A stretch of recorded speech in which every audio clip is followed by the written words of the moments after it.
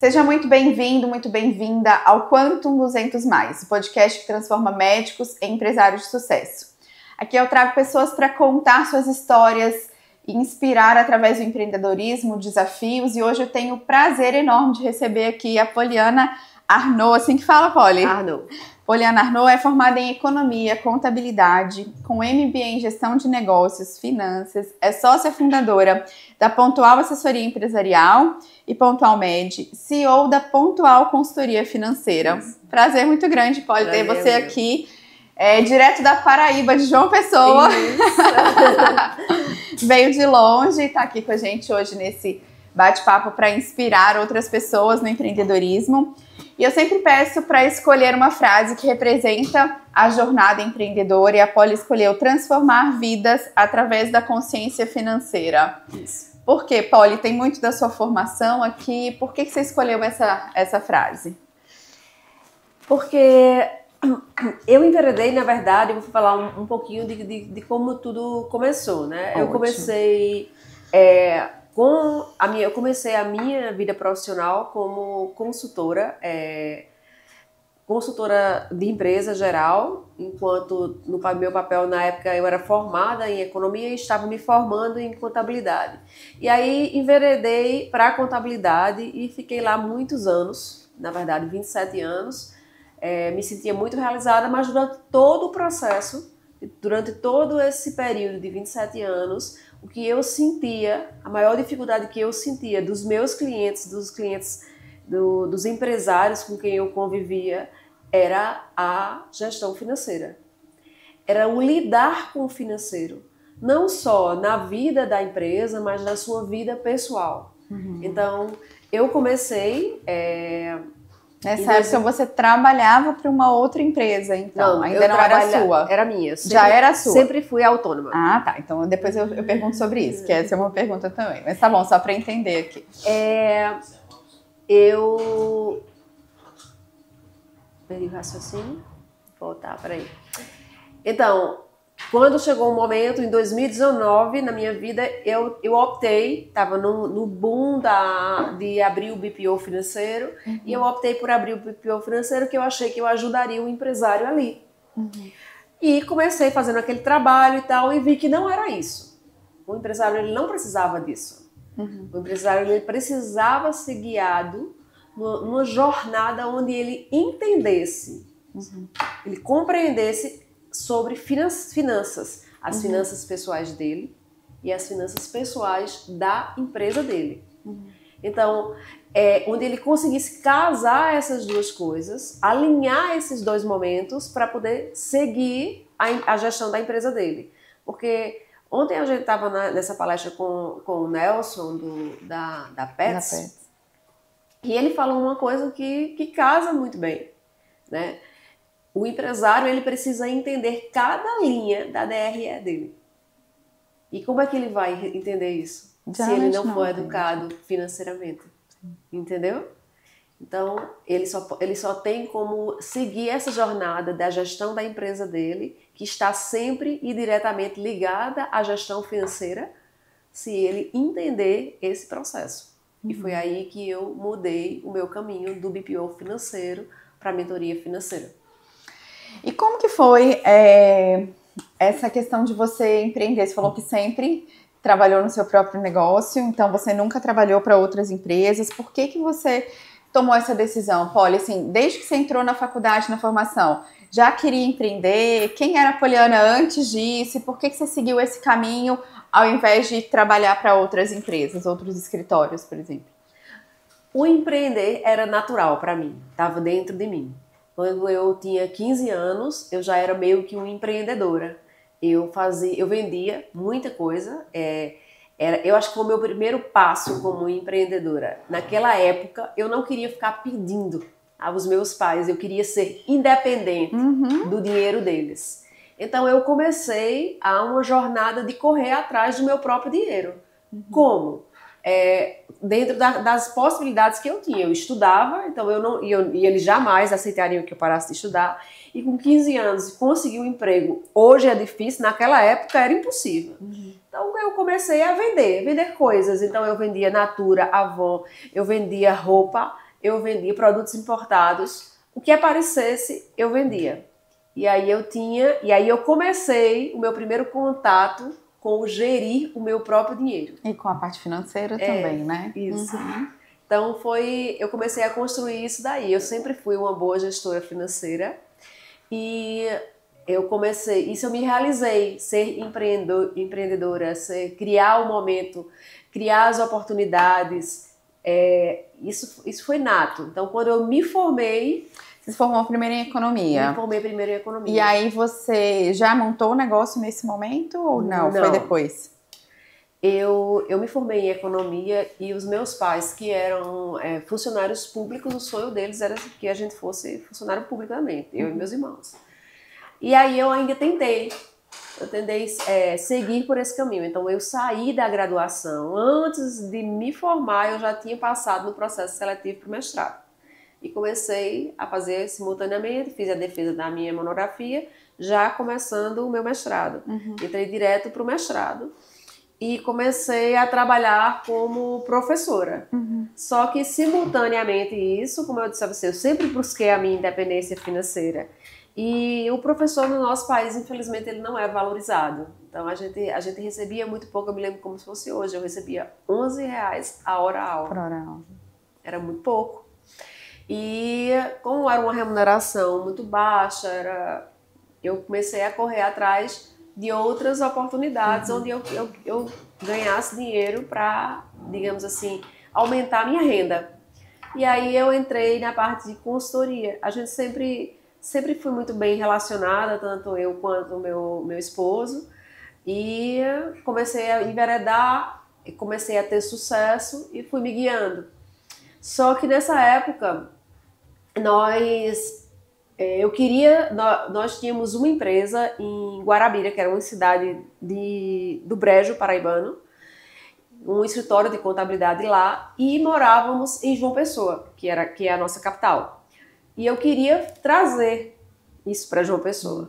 Então nós abrimos a Pontual, assessoria empresarial, e eu fiquei à frente dessa empresa em João Pessoa para que ela pudesse crescer e a gente pudesse ter 2 operações. Então eu fiquei à frente dessa operação em João Pessoa por muitos anos.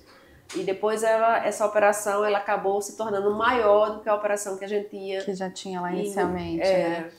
Interessante que você falou da questão de quanto você recebia por hora aula, né? E eu fiquei aqui pensando o quanto nós, empresárias, o quanto a gente investe em conhecimento. E é um investimento alto, bem alto. Então, quem é que realmente está valorizando o conhecimento hoje em dia, né? O empresário, a população em geral? Porque o conhecimento acho que talvez o que a gente pode ter de mais valioso para crescer, para prosperar. E às vezes as pessoas não dão valor, né? Eu acho que a pessoa hoje que para mudar a chave, que ela precisa mudar a chave, ela precisa primeiro entender que ela só vai crescer se ela tiver conhecimento. Porque não importa o que você faz, não importa o emprego que você esteja, você só vai galgar se você tiver conhecimento, porque é o que as pessoas querem comprar. É o que as pessoas querem comprar. As empresas querem comprar conhecimento. Então, você está dentro da empresa, você chega lá... Eu vou dar um exemplo sobre a minha gerente, a gerente da Pontual Assessoria. Ela entrou lá como estagiária, mas ela agregava muito conhecimento. E hoje ela é minha gerente. Então, ela cresceu por quê? Ela cresceu porque ela tinha a oferecer. Porque qualquer empresa, não importa a sua função, ela quer o quê? O seu capital intelectual, que é conhecimento. Entendeu? Com certeza, sim. E, Polly, o que você viu lá atrás que você acabou escolhendo empreender em educação, em finanças? O que você enxergou lá uns anos atrás que você falou assim, é isso que eu vou fazer, que eu preciso fazer? O que você viu de mercado, o que você viu de demanda, de necessidade nas pessoas? Há muito tempo, o que eu percebo é que o brasileiro como um todo, seja ele um CLT, seja ele um empresário, ele não tem noção de finanças. Nós não somos educados financeiramente, entendeu? Nem na nossa base, nem na nossa construção. As famílias, elas não falam, o pai, ele não fala dentro de casa sobre finanças, né? E se ele falar, ele vai falar com o seu filho homem, não com a sua filha mulher, entendeu? Porque é como se a mulher ela não tivesse sido criada para gerir o dinheiro. E aí nós entra nesse perfil que eu acabei enveredando, né? Que é a educação financeira para mulheres. Exatamente por isso, porque o que eu percebi é que a mulher ela não está preparada para isso, ela não está preparada para lidar com esse dinheiro. Ela emocionalmente ela não foi treinada para gerir o seu dinheiro, ela foi treinada para trabalhar, mas quem é treinado para gerir o dinheiro, para prover a casa, é o homem. E às vezes nem é treinado, ele só ocupa esse papel, porque é um papel que a sociedade deu para o homem, mas às vezes ele também não é treinado. Não, a maioria das vezes ele não sabe também. Não sabe também, exatamente. Mas a mulher, ela lida com o dinheiro de uma forma mais temerosa. Eu costumo dizer que quando ela olha o dinheiro, ela não fala de dinheiro de uma forma natural, como o homem fala, entendeu? É como se ela tivesse vergonha, entendeu? De se apresentar, ou de dizer, ou de tratar. Vergonha de dizer assim, eu vim, por exemplo, eu vim para São Paulo e não fiquei num hotel, eu optei por ficar no flat, porque achei que era mais barato. Ela tem esse tipo de vergonha, tá entendendo? Eu dentro do processo, nós escolhemos um hotel para ficar aqui, e eu achei que todo mundo estaria mais ou menos no hotel, que era a indicação do evento, né? E aí quando eu comecei a conversar, a questionar quem estava no mesmo hotel que eu, ninguém falava. E no pessoal, algumas pessoas chegaram para mim e disseram, eu vim e fiquei na casa de um parente, eu vim e fiquei... E isso é a vergonha de ter que dizer assim, eu estou gerindo o meu dinheiro, eu estou administrando o meu dinheiro. Eu não vou gastar com hotel, eu escolhi não gastar. Eu escolhi não gastar, entendeu? É como se isso fosse vergonhoso, e não tem que ser. Você tem que saber lidar com isso. Para o homem já não é assim. O homem ele já consegue dizer isso para outro homem. A mulher ela não consegue. E esta dificuldade acaba permitindo, vou chamar de permitindo, que a mulher ela gaste mais. E aí ela vem com esse estereótipo de ser mais gastadora do que o homem. E às vezes até o próprio ambiente de amigas, de mulheres com as quais elas se relacionam, que acabam gastando mais, comprando mais. E aí pode ser um pouco disso que você falou também. Ela vai se sentir inferior ou diferente se ela bancar que não vou gastar com isso, por exemplo, né? Exatamente. Quando ela tem que entender que é uma opção. Que é uma escolha. Que é uma escolha. Eu escolho com o que eu vou gastar. Esse é um direito meu. Não quer dizer que eu ganhe mais ou menos do que você. Às vezes nós ganhamos igual. Mas você, por exemplo, vamos falar de uma coisa que a mulher gosta muito, que é bolsa de marca. Então, às vezes nós ganhamos igual, mas você escolheu comprar uma bolsa Louis Vuitton em 10 parcelas e eu escolhi comprar uma bolsa Schutz à vista. E a diferença do meu dinheiro aplicar. Por que isso vai ser vergonhoso? Tá entendendo? Por que eu vou ter vergonha disso? Sim. É um direito meu, é um direito de escolha. E a vida é feita disso, dessas escolhas. E o que a gente tem que olhar é o pra frente. Qual é o resultado que eu vou ter disso mais na frente? Você percebe muito isso? Eu sei que vocês têm muitos clientes médicos também, né? Você percebe muito isso nos médicos? Essa questão de, às vezes, você... chegar num padrão de vida e esse padrão, e basicamente você ser prisioneiro desse padrão de vida, porque o médico, ele geralmente não faz dinheiro, não ganha dinheiro na faculdade, e logo que se forma começa a ganhar dinheiro, ele cria ali um padrão de vida e às vezes ele não consegue sair, esse padrão vai elevando e muitas vezes ele vai se perdendo nas finanças, no negócio, nas finanças da empresa, nas finanças pessoais, por estar preso no padrão de vida. Você vê muito isso? É muito. Assim? Não é assim? Como que é? Existe uma linha muito tênue do profissional da área de saúde, que ele é um empresário e um profissional, né? Então, ele tende a misturar muito as finanças pessoais com as finanças da empresa. Ele confunde muito o faturamento da empresa com a renda pessoal dele.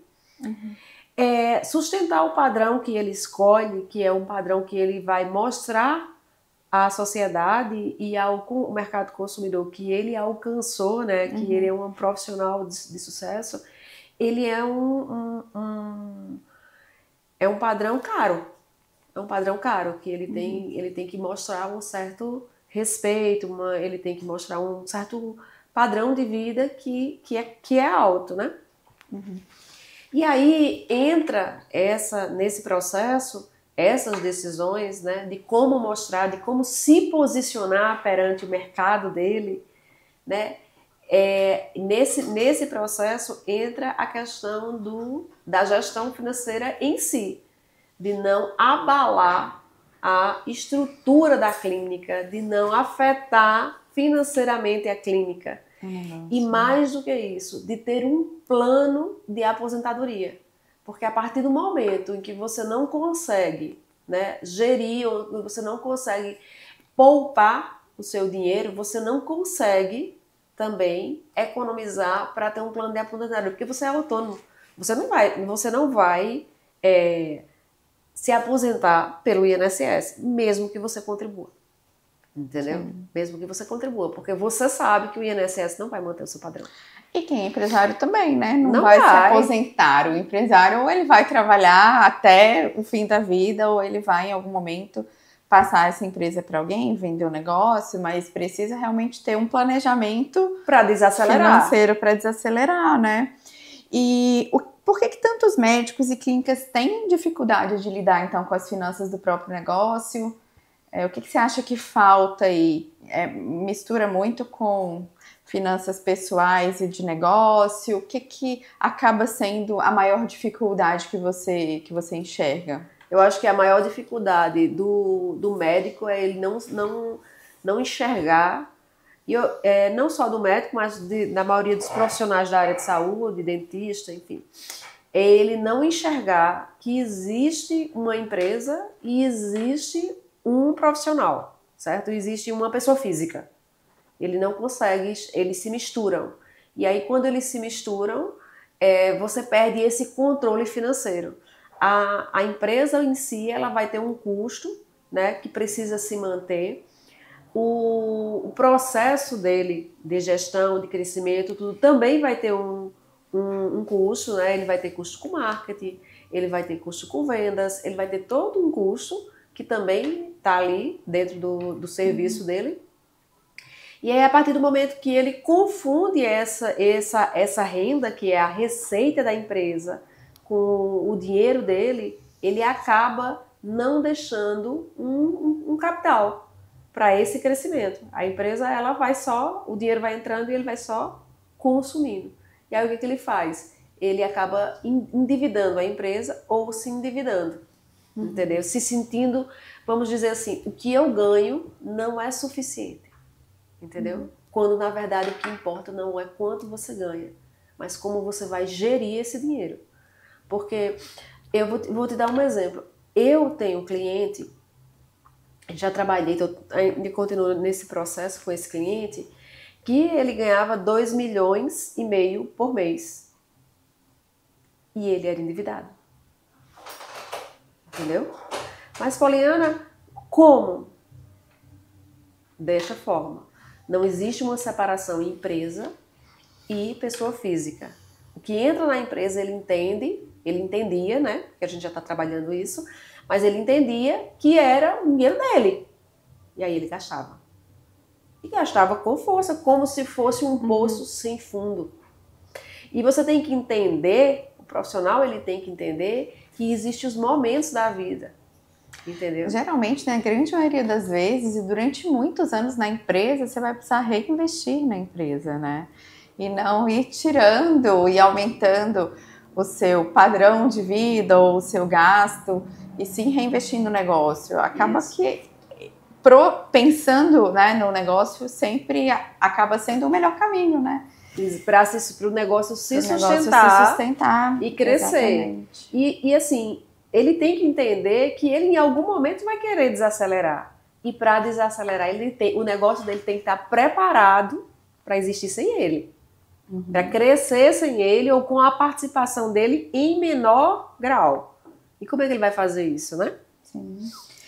E, Polly, por que o caixa é tão importante para o negócio? Ele realmente é a parte mais decisiva para uma empresa sobreviver, para um negócio sobreviver? Fala um pouco para a gente, porque eu sei que tem poucas pessoas que entendem o que é o caixa. Eu acho que tem muita confusão também em cima de faturamento. As pessoas pensam que faturamento é dinheiro no bolso e não é dinheiro no bolso. Caixa é tão importante assim? Traz um pouco da sua visão pra gente sobre isso. O caixa, ele é o rei. Eu costumo dizer que ele é o rei do negócio.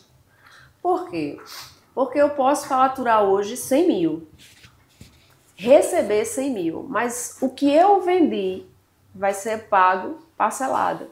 Então, se eu achar que aquele dinheiro ali, aqueles 100 mil está sobrando, porque ele está lá no meu caixa, e não pensar no futuro, ou seja, no que eu tenho para pagar para frente, eu vou desfalcar o caixa e no momento de cumprir com a minha obrigação com os meus fornecedores, eu não vou ter caixa para isso. Meu dinheiro acabou. Então, por que o caixa é o rei? Porque o faturamento ele pode entrar, vamos dar um exemplo, eu vou dar um exemplo de quem recebe parcelado. Então, você fez isso acontece muito com um profissional de estética, né?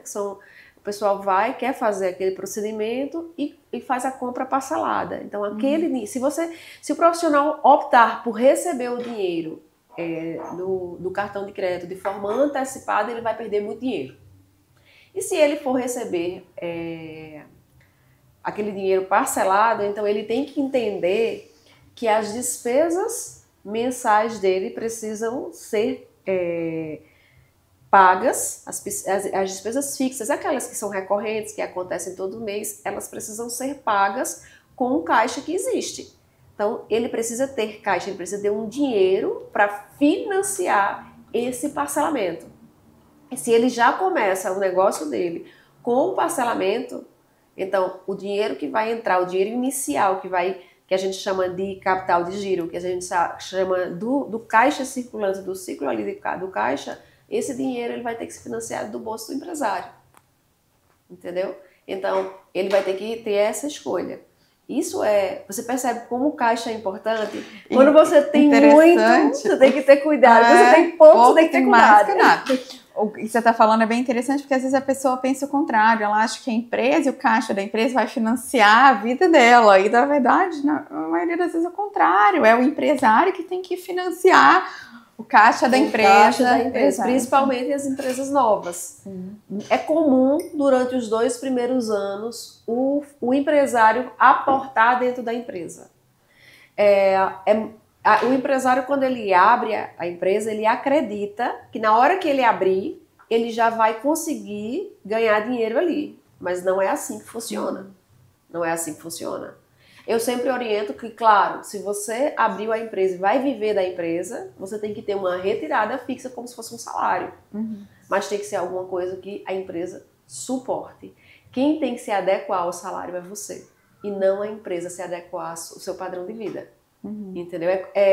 O empresário tem que entender que durante um bom processo da empresa, ele é funcionário da empresa, ele é o CEO, que tem um salário, ele é um diretor, que tem um salário, entendeu? Que vai ser chamado de prolabore, que vai ser chamado... Não interessa como vai ser chamado. É um salário, tem que ser fixo e ele tem que viver conforme aquilo. A distribuição de lucro, que é uma retirada extra, que vai proporcionar a ele construir um patrimônio pessoal, é uma outra história e vai surgir em um outro momento onde a empresa vai ter essa capacidade de pagamento. E aí vai considerar o caixa necessário para sobrevivência da empresa, esse caixa precisa existir, e aí a partir daí você vê o que tem de lucro disponível para retirada. Esse é o raciocínio? O raciocínio assim? A empresa ela tem que estar dando lucro e a gente não verifica o lucro pelo caixa. A empresa ela pode estar gerando caixa e não estar dando lucro, tá? Por quê? Porque o cálculo disso é totalmente diferente. O caixa ele é aquilo que acontece de imediato. E o lucro é aquilo que está previsto. Então, vou dar um exemplo ainda de uma clínica da área de estética. Ela faz uma compra de Botox. Comprou ali R$7.000 de Botox. Então, aquele valor ali, aqueles R$7.000, ele vai computar diretamente os 7.000 fechados para o cálculo do lucro. Já para o caixa, ele vai contabilizar a forma de pagamento. Onde ele parcelou em 3 vezes, ele vai entrar no seu caixa de forma parcelada. Então, durante as vendas, você pode gerar caixa, sobrar caixa, mas no processo como um todo, a receita ainda não está te possibilitando identificar um lucro. Então, você não tem o lucro para distribuir, mas você tem caixa. Então, você precisa ter esta análise para que você não tome a decisão de tirar o dinheiro antes de ter certeza que tem um lucro.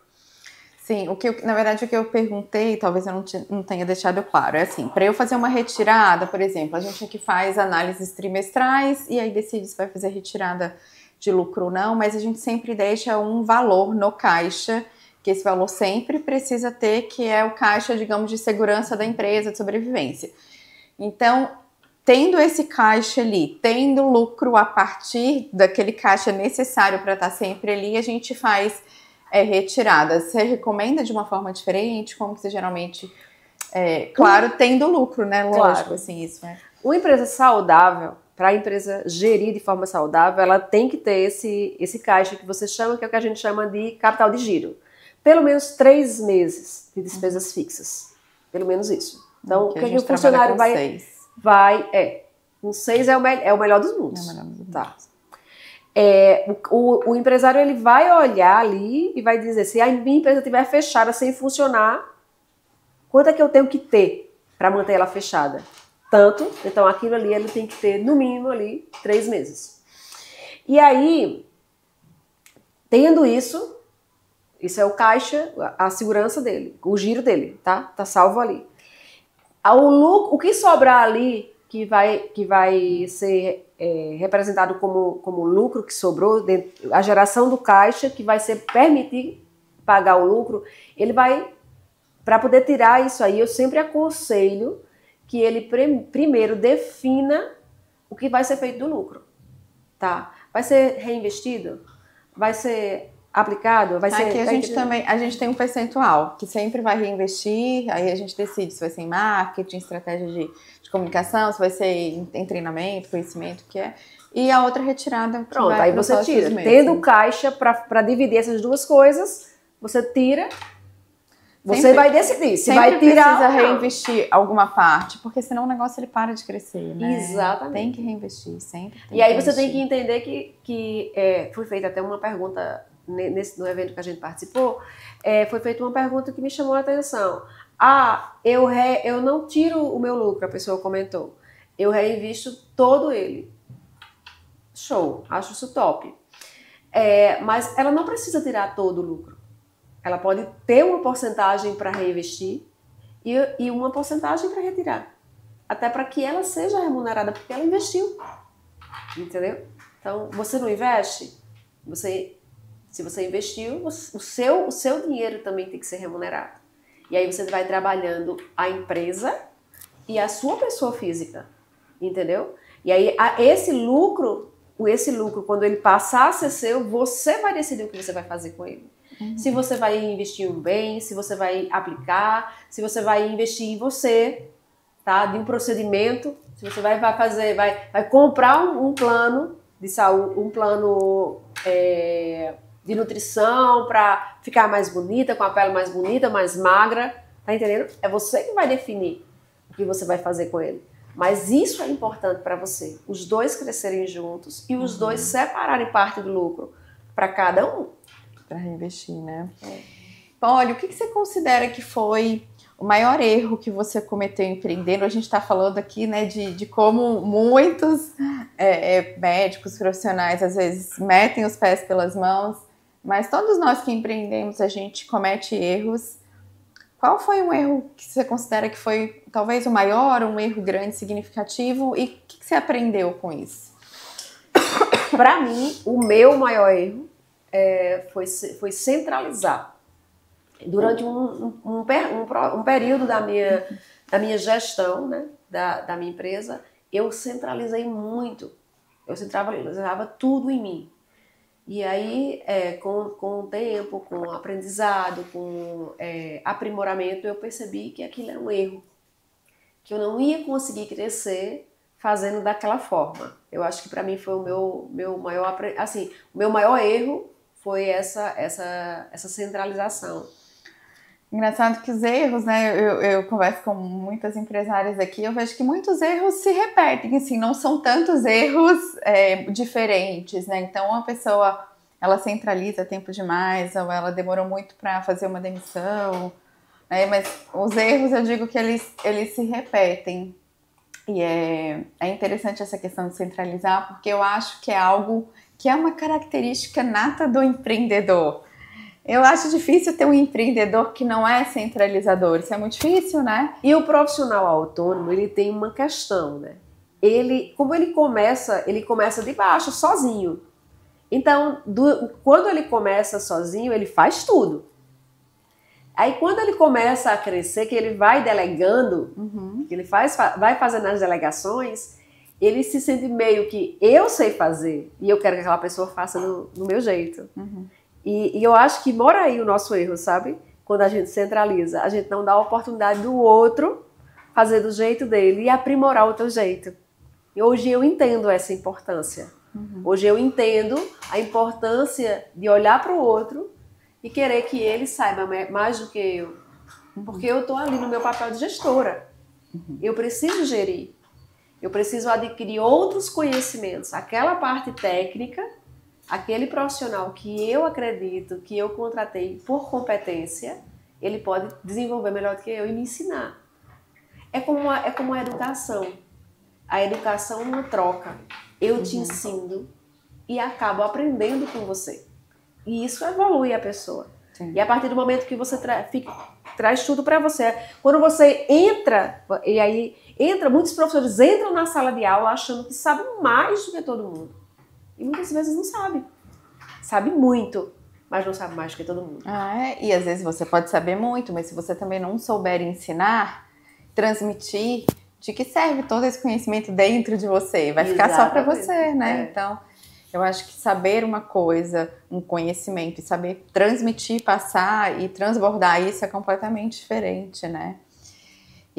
Mas eu também já passei por isso de centralizar muito e é um desafio grande mesmo a gente ter que descentralizar e é fundamental para a gente crescer, para a gente expandir, para que a gente consiga trazer pessoas que às vezes são até melhores que a gente em alguns aspectos, que vão contribuir muito para o crescimento do negócio, mas a gente também descentraliza um pouco, delega, mas não pode largar, né? Delargar. De jeito nenhum, você tem que acompanhar, né?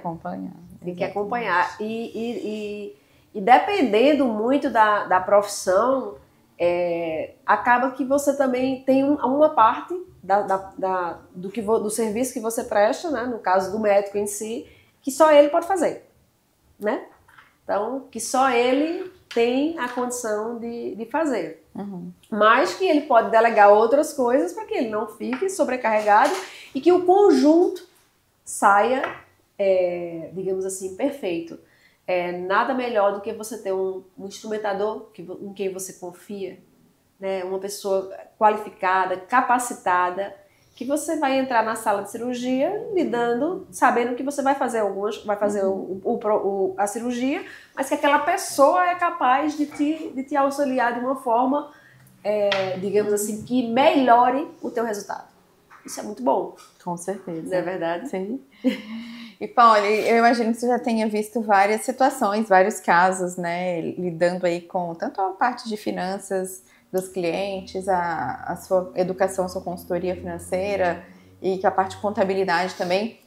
Qual caso, assim, mais te marcou? Uma história, uma situação financeira muito, muito absurda que às vezes você nem imaginou que poderia acontecer com alguém, ou um erro muito grande que você viu de um cliente? Qual história te marcou muito? História que me marcou muito. Ou enfim, você falou assim, gente, como essa pessoa conseguiu errar desse jeito e fazer isso, meu Deus. E aí eu vou te contar essa história. Chegou um cliente para mim, porque muitas vezes o cliente ele só procura a mentoria financeira, a educação financeira, quando a coisa já está bem complicada, quando a coisa já está enrolada. E aí chegou um cliente uma vez, ela tinha loja, e era bem conceituada, era uma loja grande, na verdade eram 3 lojas, estavam em estados diferentes, e ela tinha uma posição de mercado que só ela estava atacando ali. E ela foi influenciada, ela se deixou, com tantos anos de experiência, ela se deixou influenciar e tomou uma decisão financeira estratégica da empresa dela, que levou ela a quebrar, na verdade.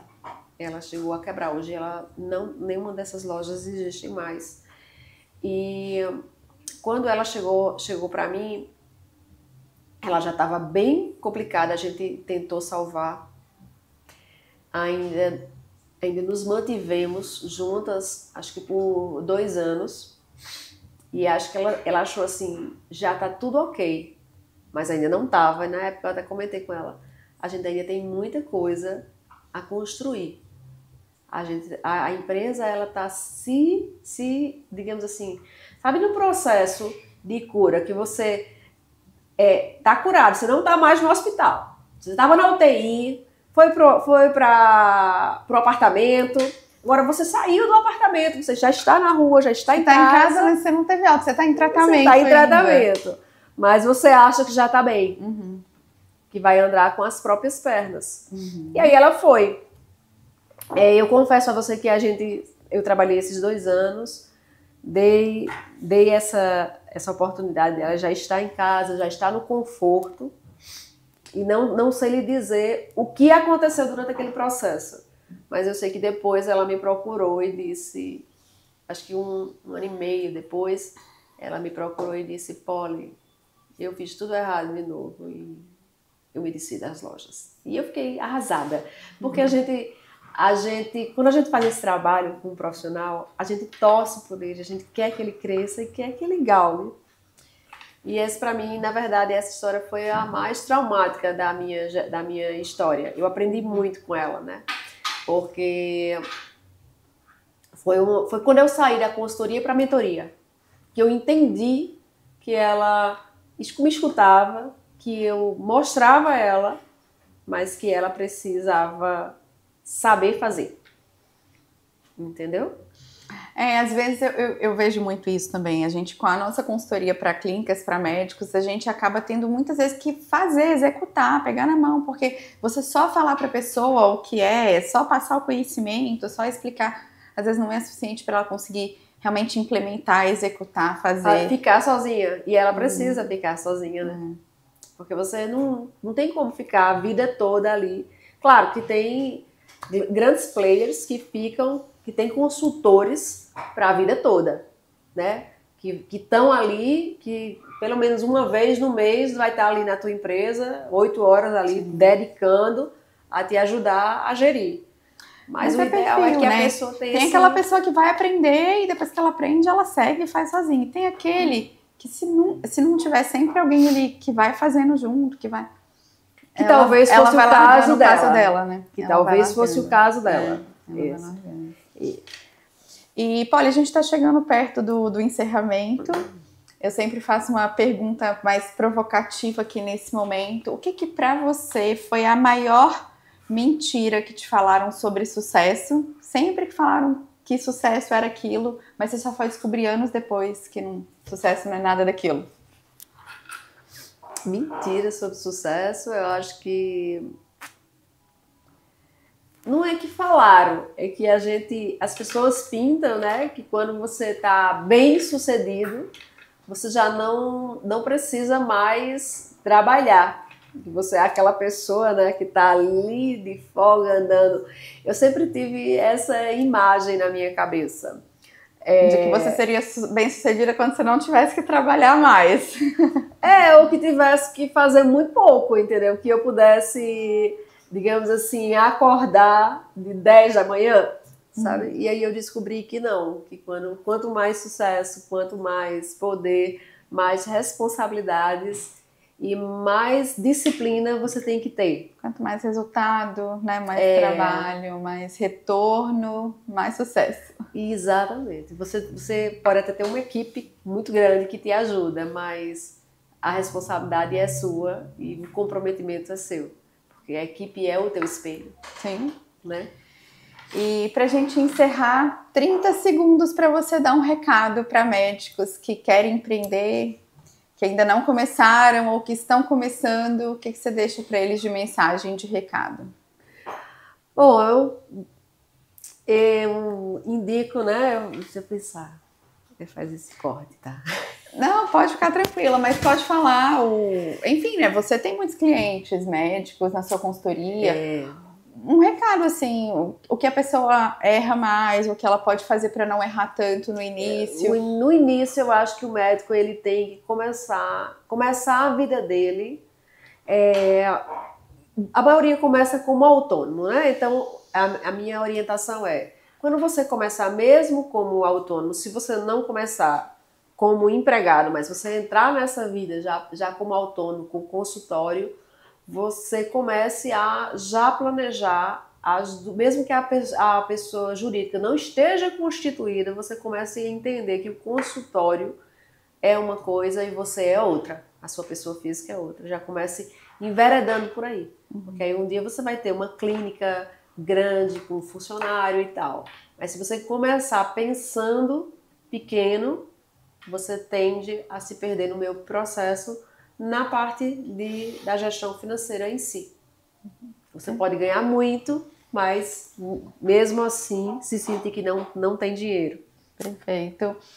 Muito obrigada, Polly, pela sua participação. Tenho certeza que a sua história inspira muita gente. E além disso, acho que você trouxe muitas informações valiosas aqui desse olhar financeiro para a vida pessoal, para os negócios, dos cuidados que a gente precisa ter, de esclarecer muitas coisas que devem estar separadas, né? Empresa e pessoa física. Muito obrigada por ter aceito o convite. Pelo convite. Tá? Foi um imenso prazer. É isso aí. Obrigada, gente. E até o próximo episódio.